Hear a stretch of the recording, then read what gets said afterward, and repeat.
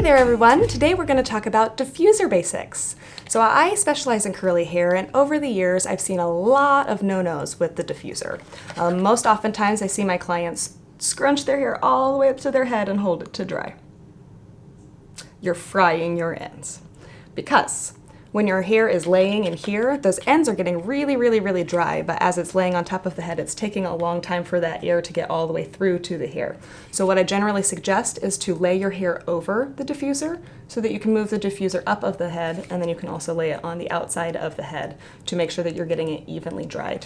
There's also a really fun gadget from Diva Curl that's this Diffuser, and it actually has a little elastic band on here so it can fit any blow dryer that you currently are using, but it slides right on, and it is also a diffuser. But the cool thing about this is it actually slides into your head, so you are drying the inside of your head as well as the outside hairs at the same time.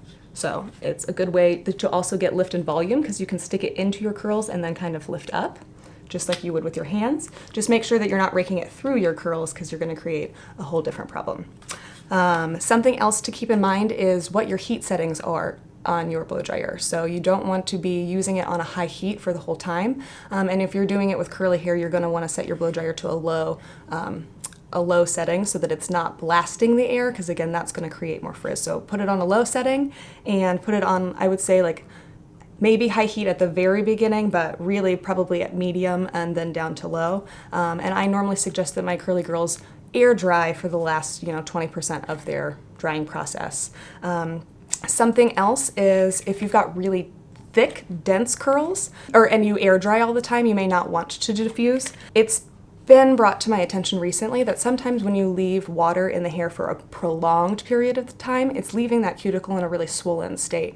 So you're actually doing damage if your hair does not dry, within a few hours after you've been gotten out of the shower. So I would normally suggest, if you take a full day to dry your hair, if you can flip your head upside down and just kind of blow dry or diffuse the back end so that you get a little bit of that moisture out.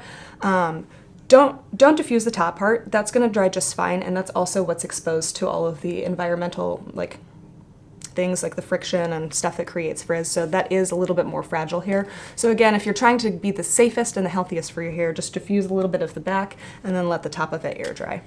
Oh, what do you do in a pinch? So you're like, hey Michelle, I really need to diffuse my hair, but I don't have a diffuser. What do I do? Something you can get is something that most of us have is plastic grocery bags. So if you take the plastic grocery bag and you stick it over your head and then take your blow dryer and point the nozzle into the bag so that the air is actually circulating around the hair, you're going to get that diffused air so that it's drying everything, but it's not directly pointed at your hair so that it's not creating frizz or flyaways. So that is some diffuser basics. If you have any questions, please post them down below. Don't forget to hit the like button and the subscribe button if you got something out of today, and I hope you have a beautiful day.